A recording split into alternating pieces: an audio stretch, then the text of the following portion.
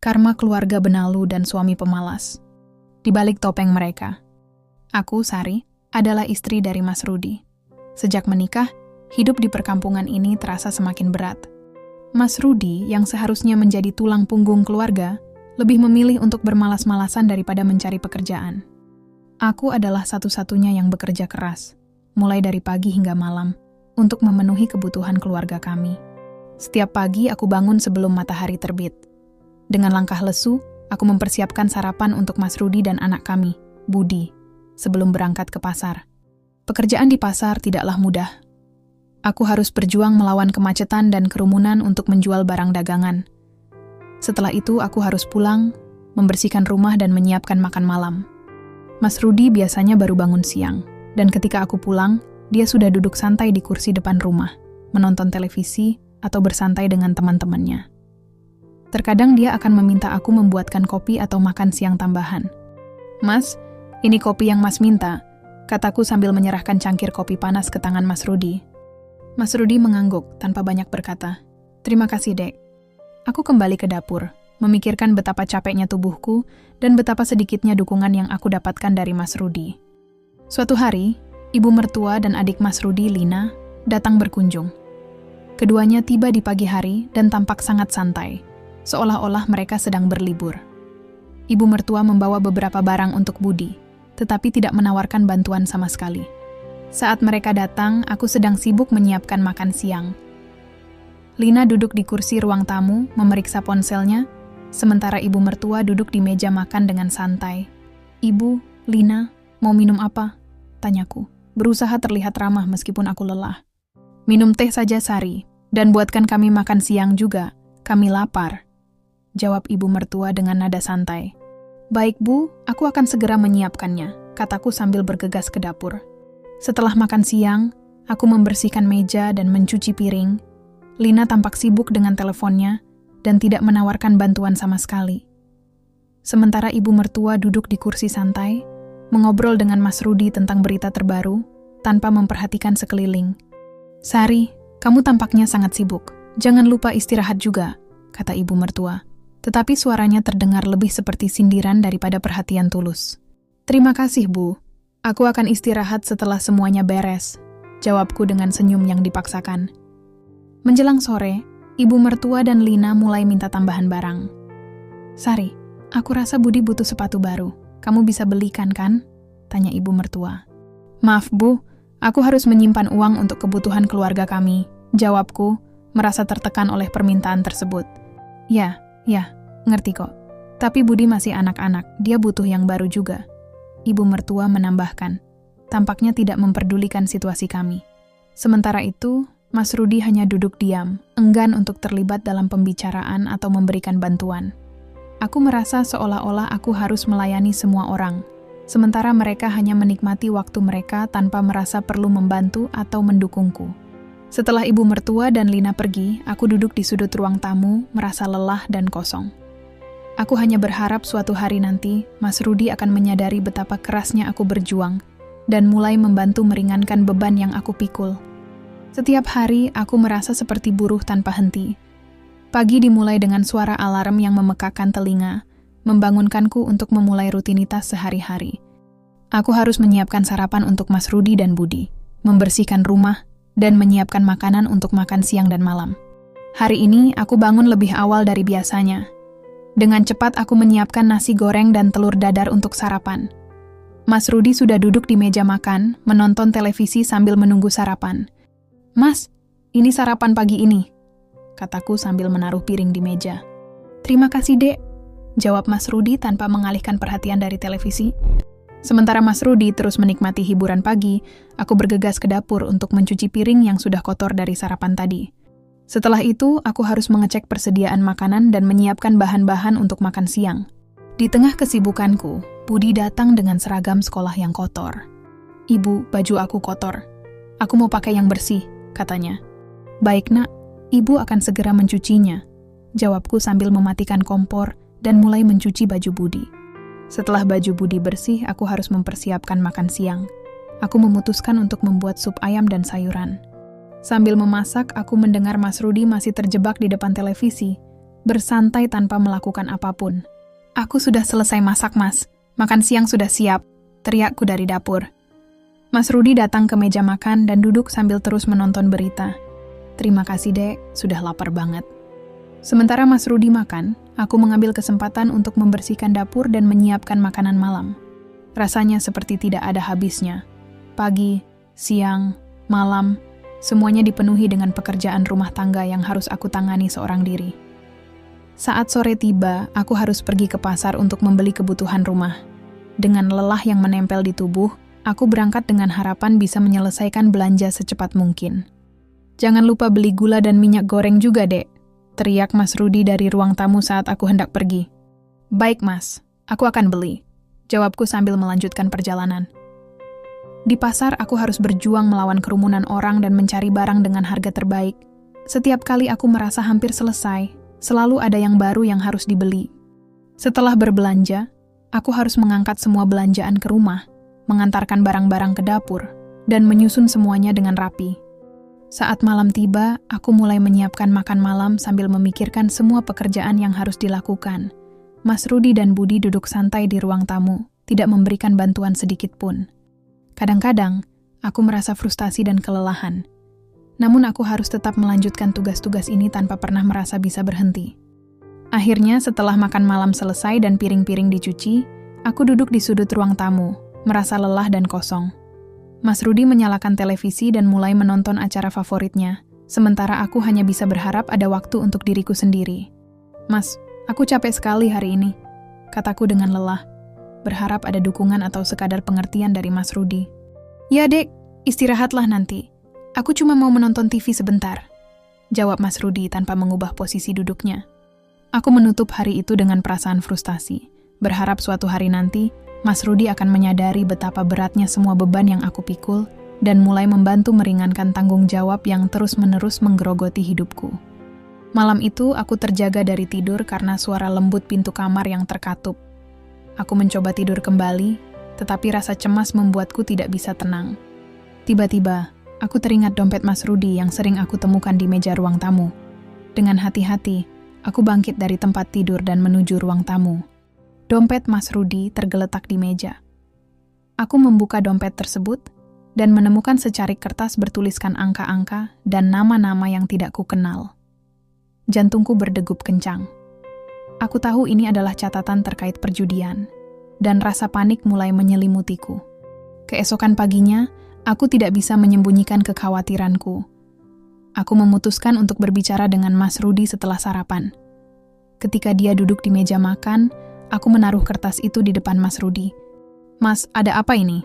tanyaku, menunjukkan kertas tersebut. "Kenapa ada catatan seperti ini di dompet, Mas?" Mas Rudi terlihat terkejut dan cemas. "Itu cuman catatan biasa, tidak penting." "Apa yang sebenarnya terjadi?" tanyaku, berusaha menahan emosi. "Kenapa Mas menggunakan uang keluarga untuk berjudi?" Mas Rudi terlihat semakin gelisah. "Sari, itu hanya sekali-sekali. Aku hanya ingin mencari hiburan. Lagi pula tidak banyak uang yang terbuang. Aku sudah bekerja keras dan sekarang Mas malah menggunakan uang itu untuk berjudi," tanyaku, merasa tertekan. Kita sudah kesulitan dengan keuangan. Uang yang kita punya hanya cukup untuk kebutuhan sehari-hari dan Budi. Mas Rudi tidak bisa menjawab. Aku merasa tertekan dan cemas. Keuangan kami semakin menipis karena Mas Rudi terus-menerus menghabiskan uang untuk berjudi. Di malam berikutnya, aku mulai meneliti keuangan keluarga. Aku mencari-cari catatan pengeluaran dan pemasukan yang ada di rumah. Semakin aku melihat, semakin jelas bahwa uang yang hilang hampir tidak bisa dijelaskan. Aku memutuskan untuk menghitung sisa uang yang kami miliki dan menyusun rencana agar bisa bertahan lebih lama. Hari berikutnya, aku duduk bersama Mas Rudi di ruang tamu. "Mas, aku tidak bisa terus seperti ini. Aku sudah menghitung semua pengeluaran kita dan kita benar-benar kekurangan uang." Mas Rudi hanya diam, tidak bisa membantah. Aku minta maaf, Dek. Aku tidak tahu harus bagaimana. Aku akan coba berhenti berjudi." Aku merasa sedikit lega mendengar permintaannya untuk berhenti berjudi. Namun, rasa khawatir masih menghantuiku. "Mas, tolong jangan sekali lagi. Kita harus menyelesaikan masalah ini dan mencari cara agar keuangan kita bisa lebih baik." Mas Rudi mengangguk, terlihat menyesal. Aku akan berusaha, Sari. Aku akan mencari pekerjaan tambahan jika perlu. Malam itu, aku tidur dengan perasaan campur aduk. Tekanan dan kecemasan mengenai masa depan keuangan keluarga kami sangat berat di pundakku. Aku hanya bisa berharap Mas Rudi benar-benar bisa mengubah kebiasaannya, dan kami bisa melewati masa sulit ini bersama. Beberapa hari setelah Mas Rudi mengaku akan berhenti berjudi, ibu mertua datang berkunjung lagi. Kali ini, kedatangannya terasa lebih mengganggu daripada sebelumnya. Ketika ibu mertua tiba di rumah, aku sedang mempersiapkan makan siang dan sangat lelah karena pekerjaan yang menumpuk. Saat ibu mertua masuk, dia langsung menuju ruang tamu tanpa menawarkan bantuan. Sari, ada apa? Kenapa rumahnya berantakan begini? Tanyanya dengan nada tidak sabar. Aku sedang sibuk menyiapkan makan siang, Bu. Jawabku sambil berusaha tersenyum meskipun aku merasa frustasi. Ibu mertua duduk di kursi ruang tamu dan mulai mengeluh. Kamu harus lebih memperhatikan kebersihan rumah. Bagaimana kalau tetangga datang dan melihat rumah kita seperti ini? Aku merasa hatiku terbakar oleh komentar tersebut. Ibu, aku sudah mencoba yang terbaik. Aku juga harus bekerja dan mengurus Budi. Jadi, kadang-kadang ada hal-hal yang terlewat. Sementara itu, Mas Rudi hanya duduk di samping ibu mertua. Tampak tidak nyaman namun tidak mengatakan apa-apa. Aku merasa semakin marah dan tertekan. Mas, bisa bantu aku di dapur? Tanyaku berharap dukungan dari Mas Rudi. Mas Rudi hanya mengangguk pelan tanpa bergerak. Ya, Dek, nanti aku bantu. Ibu mertua mulai menunjukkan keluhan yang lebih spesifik tentang makanan yang aku sajikan. Sari, mengapa masakan hari ini terasa kurang bumbu? Biasanya kamu lebih memperhatikan rasa. Aku berusaha menahan amarah. Bu, aku sudah mengikuti resep dan menggunakan bahan-bahan yang ada. Aku mohon pengertiannya. Aku cuma ingin makanan yang enak. Bukankah itu hal yang wajar? Ujar ibu mertua dengan nada yang meninggi. Aku merasa hatiku semakin tertekan. Aku merasa seperti harus memenuhi semua tuntutan tanpa pernah mendapatkan dukungan atau penghargaan. Ketika makan siang selesai, aku mengumpulkan piring-piring dan mencucinya dengan perasaan yang penuh kemarahan dan kelelahan. Setelah makan siang, ibu mertua meminta untuk dibawakan beberapa barang belanjaan dari pasar. Sari, ibu butuh beberapa bahan makanan. Bisa tolong belikan? Bu, aku baru saja pergi ke pasar pagi ini. Sekarang aku sangat lelah, jawabku. Ibu mertua tampak tidak sabar. Jangan terlalu banyak alasan, kan tidak jauh dari sini. Aku mencoba menahan diri dan tidak membalas dengan emosi. Baiklah, Bu. Aku akan belikan barang-barang itu. Aku bergegas pergi ke pasar, merasa kelelahan dan tertekan oleh tuntutan ibu mertua. Ketika aku kembali dengan belanjaan, ibu mertua sudah duduk di ruang tamu, tampak santai seolah-olah tidak melakukan apapun. Sementara aku meletakkan belanjaan dan mulai menyiapkan makan malam, aku merasa semakin marah.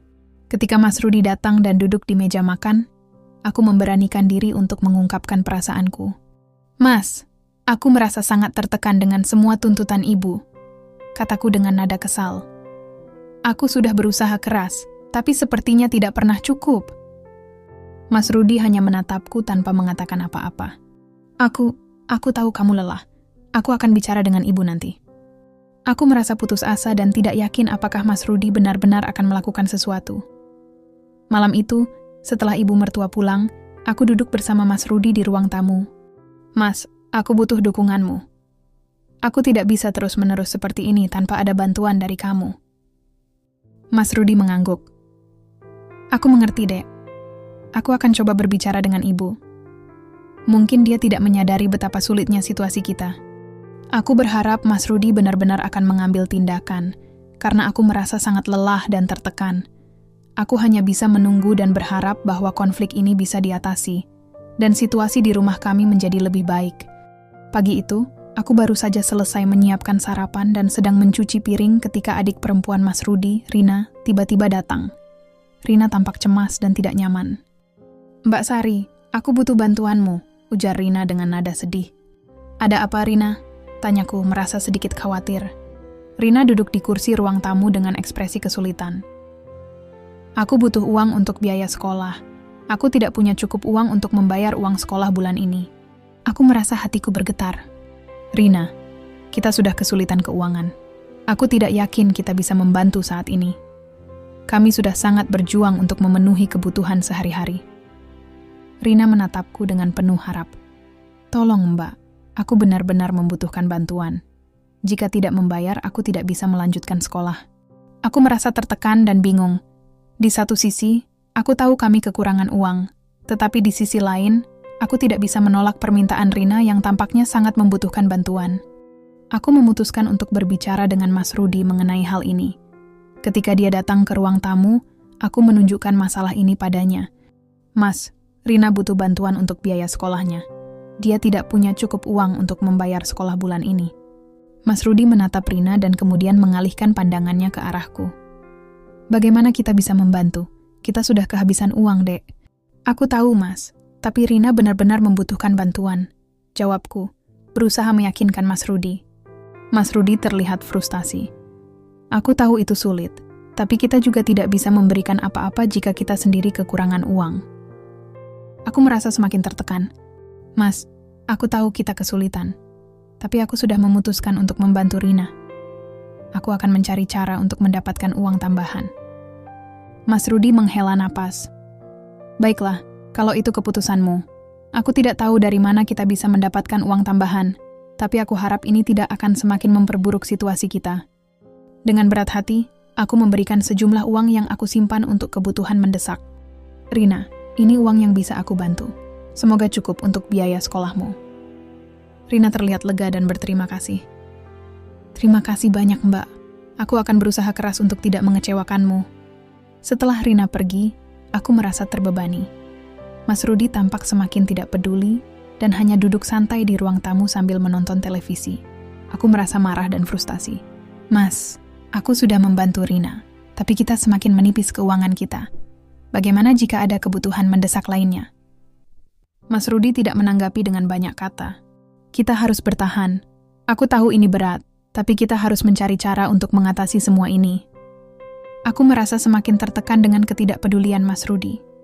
Setiap hari, beban yang kupikul semakin berat, sementara Mas Rudi tampak tidak peduli dan tidak memberikan dukungan yang aku butuhkan. Malam itu, aku berbaring di tempat tidur dengan pikiran penuh kekhawatiran.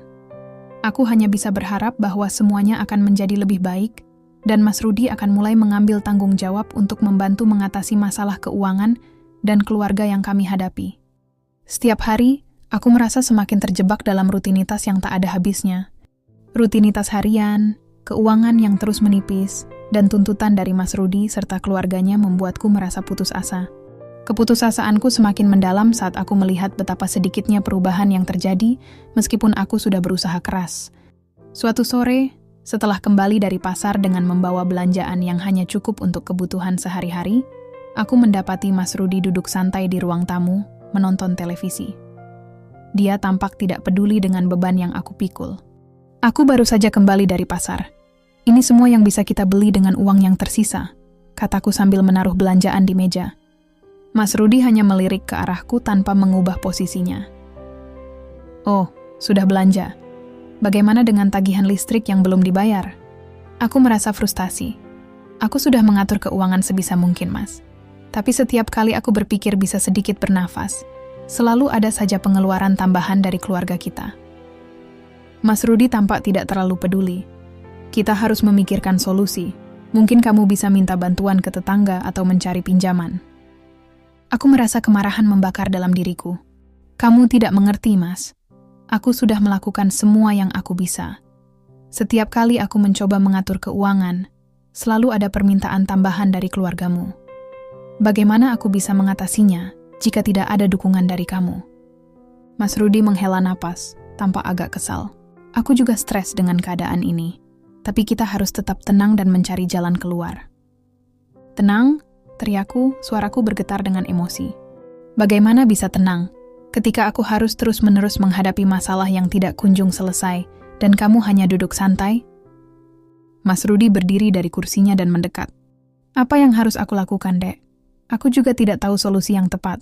Aku hanya mencoba untuk tidak semakin memperburuk suasana. Malamnya, setelah makan malam, aku berusaha membayar tagihan yang tersisa, sambil menatap angka-angka yang terus menipis. Kecemasan menghampiri setiap kali aku melihat saldo rekening. Tak lama kemudian, Ibu mertua datang untuk bertanya mengenai tagihan yang belum dibayar. "Sari, kok tagihan rumah belum dibayar? Kenapa bisa sampai menunggak?"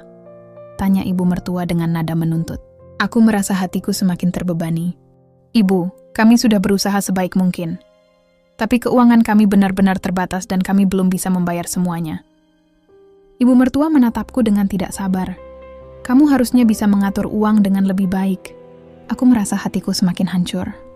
"Kami sudah berusaha, Ibu, tapi setiap kali ada pengeluaran mendadak dan kebutuhan keluarga yang terus bertambah, kami hanya bisa pasrah." Ketika ibu mertua pergi, aku duduk sendirian di dapur, menangis dalam diam. Semua usaha yang aku lakukan terasa sia-sia. Beban yang aku pikul seolah tidak ada habisnya, dan rasa putus asa semakin menggelayuti pikiranku. Mas Rudi akhirnya datang menghampiriku dan duduk di sampingku. "Dek, aku tahu ini berat. Aku minta maaf jika aku tidak bisa memberikan dukungan yang kamu butuhkan. Tapi kita harus tetap berjuang." Aku menatapnya dengan penuh keputusasaan. "Mas, aku merasa tidak bisa lagi melanjutkan seperti ini. Setiap usaha terasa sia-sia. Aku butuh bantuan dan dukungan yang nyata, bukan hanya kata-kata." Mas Rudi meraih tanganku, berusaha memberikan sedikit penghiburan. "Aku berjanji akan mencoba lebih keras untuk mencari solusi. Kita akan melewati ini bersama." Namun, di dalam hatiku, aku meragukan kata-kata tersebut. Ketidakpastian dan rasa putus asa terus mengganggu pikiranku, dan aku hanya bisa berharap bahwa ada jalan keluar dari semua masalah yang kami hadapi. Hari itu aku merasa tubuhku sangat lelah, dan rasanya tidak ada energi tersisa. Kelelahan yang berkepanjangan mulai menimbulkan gejala-gejala fisik. Aku sering pusing dan merasakan nyeri di seluruh tubuh. Meski demikian, aku tetap berusaha keras menyelesaikan semua pekerjaan rumah tangga yang menumpuk. Saat aku sedang mencuci pakaian, kepala terasa berputar dan aku hampir terjatuh. Dengan susah payah, aku berbaring di sofa, mencoba untuk istirahat sejenak. Mas Rudi baru pulang dari luar dan melihatku terbaring dengan wajah pucat. "Dek, kenapa kamu kelihatan tidak enak badan?" tanya Mas Rudi dengan nada acuh tak acuh sambil menyalakan televisi. "Aku merasa sangat lelah dan sakit kepala," jawabku dengan suara lemah. "Mungkin aku butuh istirahat dan mungkin butuh periksa ke dokter." Mas Rudi hanya melirikku sejenak, kemudian kembali fokus pada televisi. "Ya, kamu sepertinya memang butuh istirahat, tapi aku rasa kita tidak punya uang untuk ke dokter saat ini." Aku merasa kecewa dan marah dengan tanggapannya. "Mas, aku tidak bisa terus begini. Jika aku tidak periksa ke dokter, aku khawatir kondisi ini akan semakin buruk. Setidaknya, kamu bisa membantu mencari cara untuk mendapatkan uang agar aku bisa periksa." Mas Rudi hanya mengangguk sambil tetap menonton televisi. "Baiklah, aku akan coba cari-cari, tapi jangan berharap terlalu banyak." Hari berikutnya, aku semakin merasa buruk, tubuhku terasa semakin lemah dan sakit kepala semakin parah. Aku mencoba menghubungi ibu mertua melalui telepon. "Ibu, aku benar-benar merasa tidak enak badan dan butuh periksa ke dokter." "Apakah ibu bisa membantu?" tanyaku, mencoba untuk menunjukkan betapa seriusnya kondisi ini. Di ujung telepon, ibu mertua tampak tidak terlalu terkejut. "Kamu benar-benar tidak bisa mengatur kesehatanmu ya? Kami juga ada banyak urusan. Kalau Rudi tidak bisa membantu, mungkin kamu bisa coba minta bantuan ke tetangga." Aku merasa sangat kecewa dan frustasi. "Ibu, aku butuh bantuan segera. Aku tidak tahu harus kemana lagi." "Ibu tidak bisa banyak membantu saat ini. Cobalah cari cara sendiri," jawab ibu mertua dengan nada yang dingin. Aku akhirnya memutuskan untuk pergi ke puskesmas terdekat dengan uang yang aku simpan untuk keperluan mendesak. Setelah beberapa waktu menunggu, dokter memeriksa kondisiku dan menyarankan untuk beristirahat total serta memberikan resep obat. Setelah kembali ke rumah, aku merasa semakin lelah dan lemah. Mas Rudi hanya melihatku dari jauh dan tidak menawarkan bantuan. "Bagaimana hasilnya?" tanyanya sambil duduk di kursi ruang tamu. "Dokter mengatakan, aku butuh istirahat total dan harus mengonsumsi obat ini," jawabku sambil menunjukkan resep obat. Mas Rudi mengangguk. "Ya, kamu memang harus banyak istirahat. Aku harap kamu cepat sembuh." Aku merasa tidak mendapatkan dukungan yang aku butuhkan. Aku berbaring di tempat tidur, merasakan tubuhku semakin lemah. Selama beberapa hari ke depan, aku mencoba untuk mematuhi saran dokter, tetapi kelelahan dan rasa sakit tetap mengganggu setiap hariku. Selama aku sakit, Mas Rudi tetap melanjutkan rutinitasnya yang santai, sementara ibu mertua dan keluarganya tidak menunjukkan kepedulian yang nyata.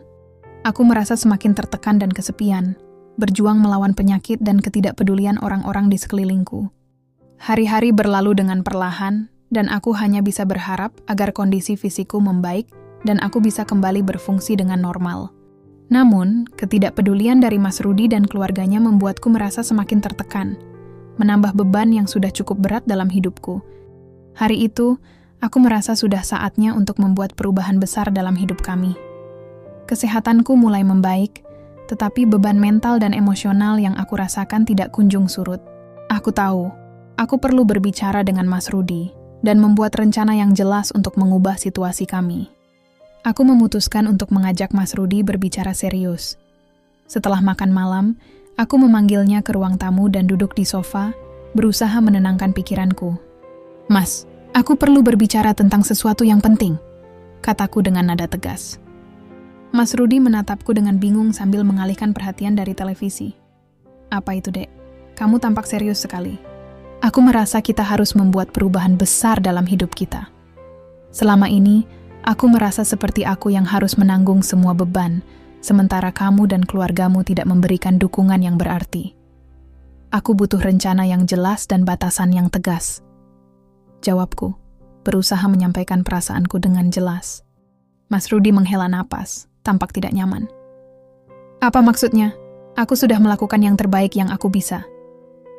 "Kamu mungkin merasa seperti itu, Mas, tapi kenyataannya, aku yang harus mengurus semua urusan rumah tangga, keuangan, dan memenuhi kebutuhan keluarga. Kamu dan keluargamu tidak berusaha untuk meringankan beban ini," kataku menahan emosi. "Apa yang kamu inginkan dari aku?" tanya Mas Rudi dengan nada sedikit frustasi. "Aku ingin kamu mulai mengambil tanggung jawab lebih besar dalam rumah tangga dan keuangan kita. Kita perlu merencanakan anggaran dengan lebih baik dan mengatur prioritas. Kita juga perlu membuat batasan terhadap tuntutan dari keluargamu yang terus-menerus meminta bantuan," jelasku, berusaha tetap tenang. Mas Rudi terlihat berpikir sejenak. "Aku memang tidak bisa membantumu secara finansial saat ini, tapi aku bisa mulai membantu pekerjaan rumah dan mencari cara untuk menambah penghasilan." "Terima kasih, Mas. Itu langkah awal yang baik. Aku juga ingin kita membuat kesepakatan dengan keluarga mengenai batasan. Misalnya, mereka tidak bisa terus-menerus meminta bantuan dari kita jika kita sendiri kesulitan," kataku dengan tegas. Mas Rudi mengangguk. "Baiklah, aku akan mencoba membantu lebih banyak di rumah. Untuk urusan keluarga, aku akan berbicara dengan mereka dan melihat bagaimana kita bisa mengatur semuanya. Dan satu lagi, aku ingin kita membuat rencana jangka panjang. Kita harus menyusun anggaran yang realistis dan mulai menabung untuk masa depan," tambahku. Mas Rudi mengangguk lagi. "Oke, aku akan melakukannya. Tapi kamu harus mengerti bahwa perubahan tidak bisa terjadi dalam semalam. Kita harus bersabar dan bekerja keras untuk mencapainya." Aku merasa sedikit lega setelah berbicara dengan Mas Rudi. Aku tahu bahwa ini adalah langkah pertama yang penting untuk memperbaiki situasi kami. Meskipun masih banyak yang perlu dilakukan, aku merasa ada harapan untuk perubahan positif. Keesokan harinya, aku mulai menyusun rencana anggaran dan menyiapkan daftar tugas rumah tangga yang harus dibagi dengan Mas Rudi. Aku juga mempersiapkan diri untuk berbicara dengan keluarganya mengenai batasan yang perlu diterapkan. Ketika aku membicarakan rencana ini dengan ibu mertua dan keluarganya, aku menjelaskan dengan tegas bahwa kami tidak dapat terus memberikan bantuan tanpa batas. Aku berharap mereka memahami situasi kami dan mulai menghargai usaha yang kami lakukan. Mas Rudi dan aku bekerja sama dalam menjalankan rencana yang sudah disusun. Meskipun prosesnya tidak mudah, aku merasa kami berada di jalur yang benar untuk mengubah situasi kami menjadi lebih baik. Aku berharap dengan kerja keras dan dukungan dari Mas Rudi, kami bisa melewati masa-masa sulit ini dan mencapai kehidupan yang lebih stabil dan bahagia.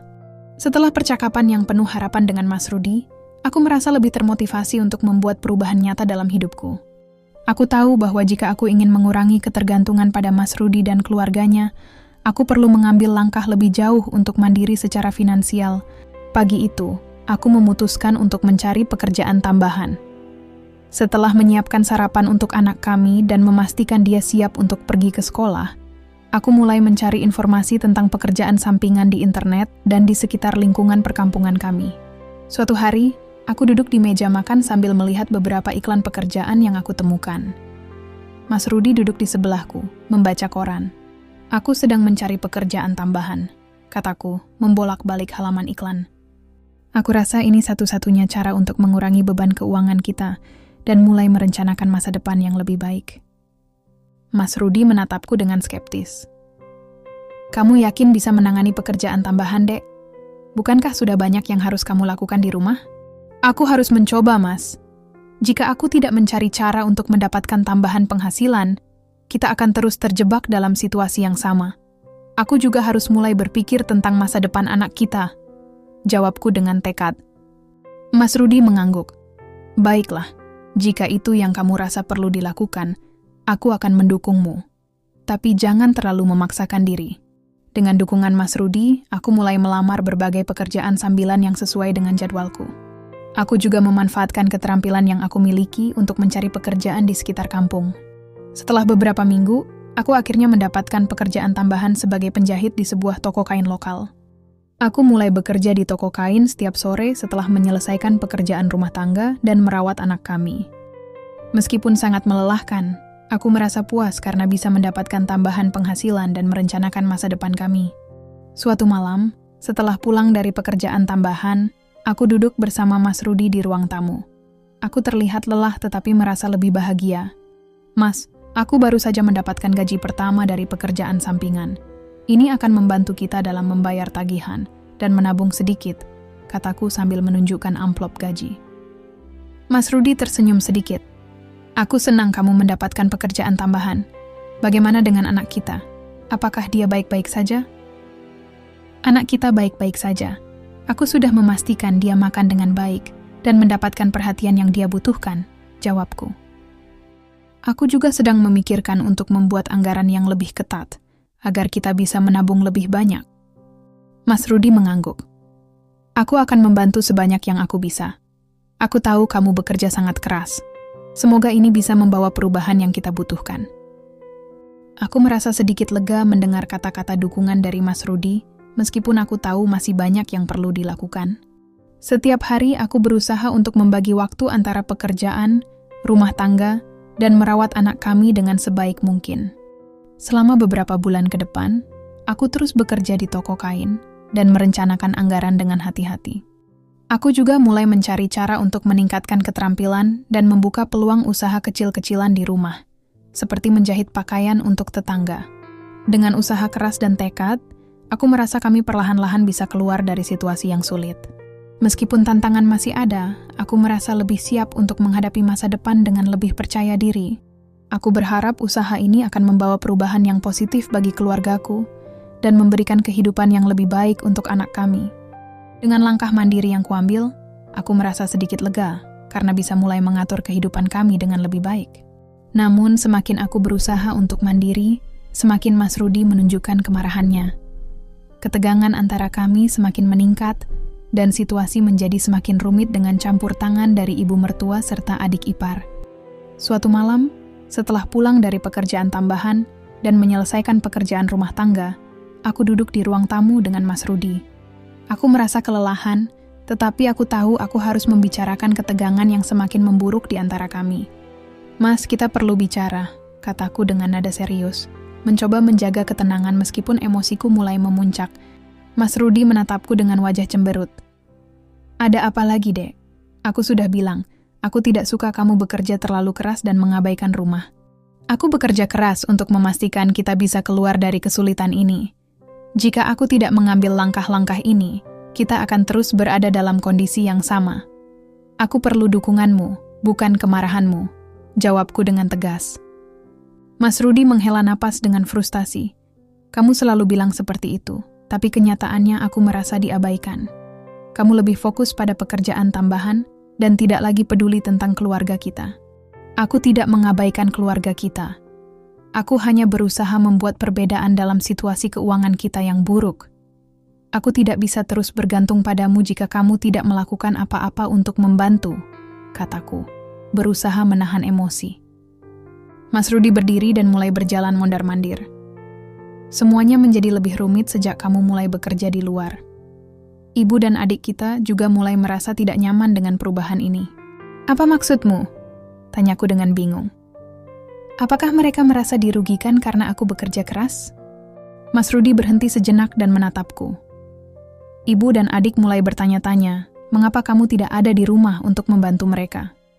Mereka merasa kamu terlalu sibuk dengan pekerjaan tambahan dan tidak lagi ada waktu untuk keluarga. Kekesalanku semakin meningkat.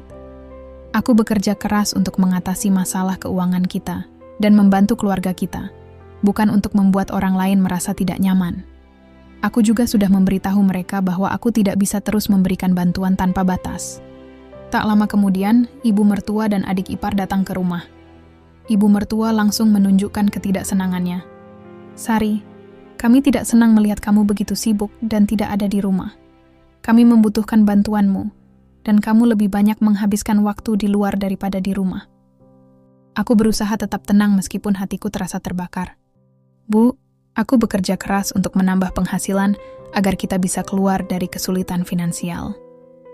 Ini adalah langkah yang perlu diambil, dan aku berharap kalian bisa memahami situasi ini.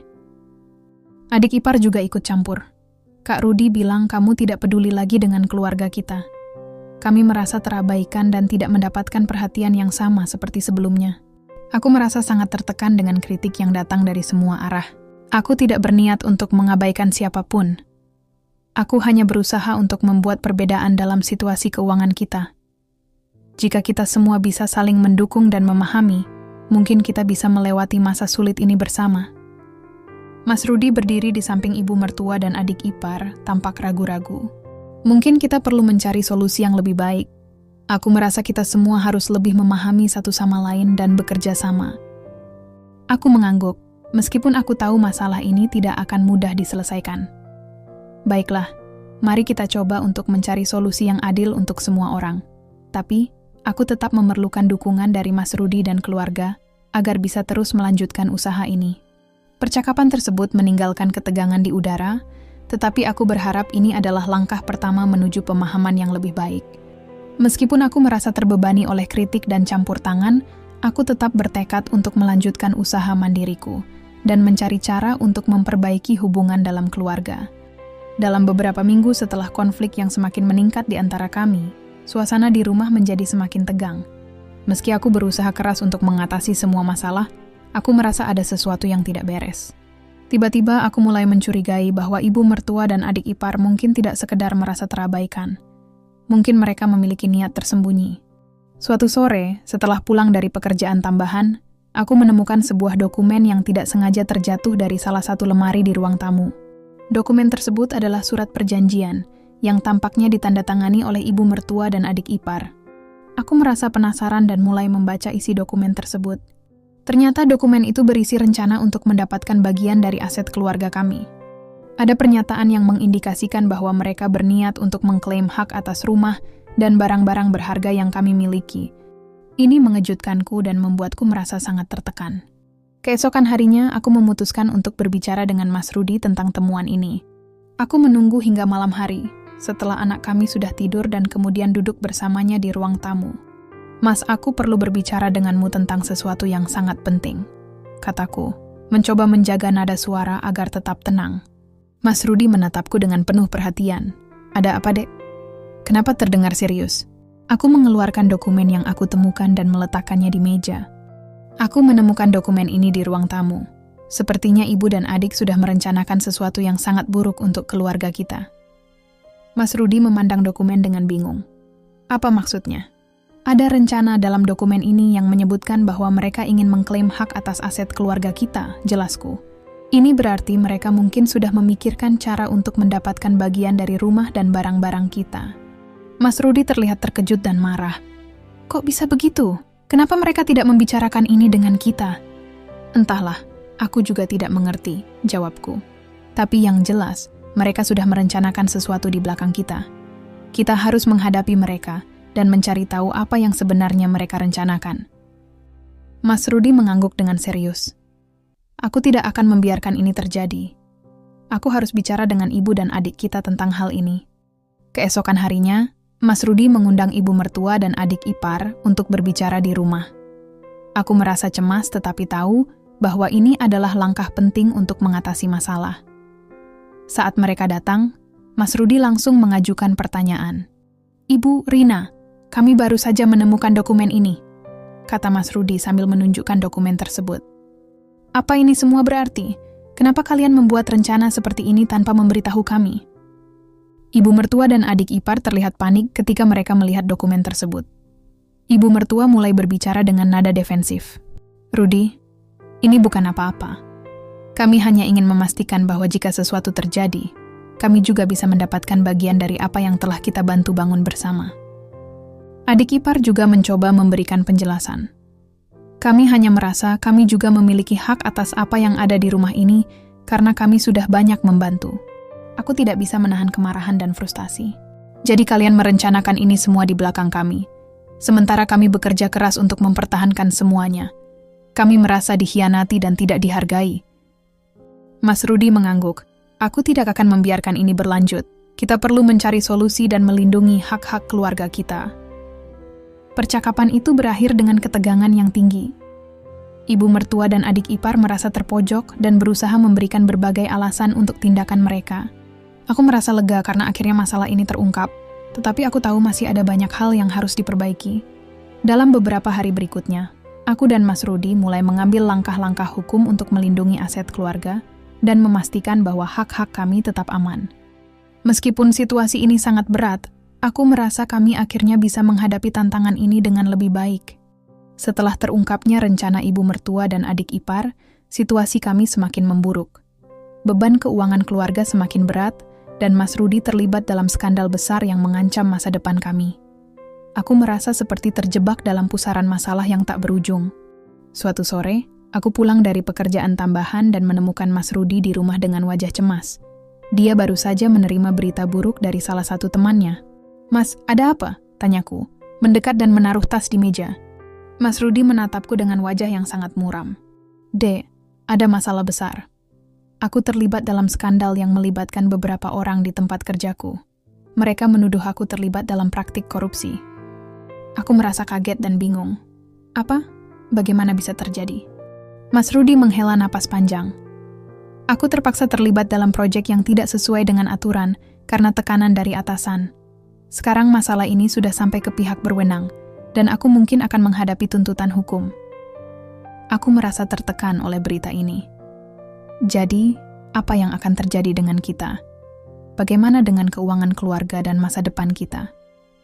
Aku tidak tahu, Dek. Ini benar-benar masalah besar. Aku sudah mencoba mencari solusi, tapi sepertinya semakin sulit, jawab Mas Rudi dengan nada putus asa. Rasa cemas menyelimuti diriku. Kita harus mencari jalan keluar. Kita tidak bisa terus seperti ini. Aku perlu mencari cara untuk mengatasi masalah keuangan dan memastikan bahwa kita bisa bertahan. Mas Rudi mengangguk. Aku tahu, tapi bagaimana? Aku duduk di meja dan mulai memikirkan beberapa langkah yang bisa diambil. Kita harus mencoba untuk mengurangi pengeluaran secepatnya dan mencari sumber pendapatan tambahan. Mungkin aku bisa mencari pekerjaan tambahan atau memulai usaha kecil. Bagaimana dengan masalah hukum yang aku hadapi? Tanya Mas Rudi. Aku tidak tahu bagaimana kita bisa menangani itu. Aku akan mencoba mencari bantuan hukum dan berkonsultasi dengan pengacara. Kita perlu membuat rencana yang jelas dan memikirkan bagaimana mengatasi semua masalah ini satu persatu, jawabku dengan tekad. Beberapa hari kemudian, aku mulai melakukan beberapa langkah untuk mengatasi masalah ini. Aku mencari pekerjaan tambahan dan mulai menghemat biaya di rumah. Aku juga menghubungi pengacara untuk mendapatkan nasihat tentang situasi hukum Mas Rudi. Namun, situasi menjadi semakin rumit ketika ibu mertua dan adik ipar mulai menunjukkan ketidakpuasan mereka dengan keadaan kami. Mereka terus meminta bantuan tambahan, yang semakin membebani keuangan kami. Suatu malam, ibu mertua datang ke rumah dengan adik ipar. Mereka tampak tidak sabar dan marah. Ibu mertua langsung berbicara tanpa basa-basi. "Sari, kami tidak bisa terus menunggu tanpa mendapatkan bantuan. Kami membutuhkan lebih banyak dukungan dari kalian." Aku merasa frustasi dan tertekan. "Bu, kami sedang menghadapi masalah besar saat ini. Mas Rudi terlibat dalam skandal hukum, dan kami harus berjuang keras untuk mengatasi masalah keuangan. Aku tidak bisa memberikan lebih banyak bantuan pada saat seperti ini. Adik ipar juga ikut campur. Tapi kami juga membutuhkan bantuan untuk biaya hidup. Tidak adil kalau kami terus menunggu tanpa mendapatkan apa-apa. Aku merasa hatiku semakin berat. Aku sudah melakukan yang terbaik untuk membantu kalian. Tetapi situasi kami sangat sulit sekarang. Kita semua harus berusaha untuk mengatasi masalah ini bersama. Setelah ibu mertua dan adik ipar pergi, aku merasa semakin tertekan. Mas Rudi terlihat semakin putus asa dan tidak tahu harus berbuat apa. Aku tahu kami harus tetap kuat dan berjuang untuk masa depan kami. Aku terus mencari cara untuk memperbaiki situasi keuangan dan mencari bantuan hukum untuk Mas Rudi.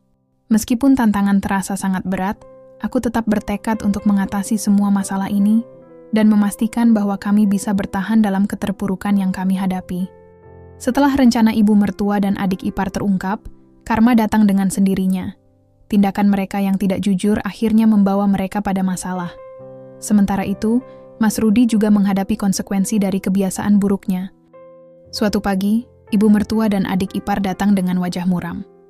Aku sedang membersihkan rumah ketika mereka tiba, dan langsung saja ibu mertua mulai bicara. "Sari, kami perlu bicara," kata ibu mertua dengan nada cemas. Aku merasa sedikit khawatir, tetapi aku mengangguk.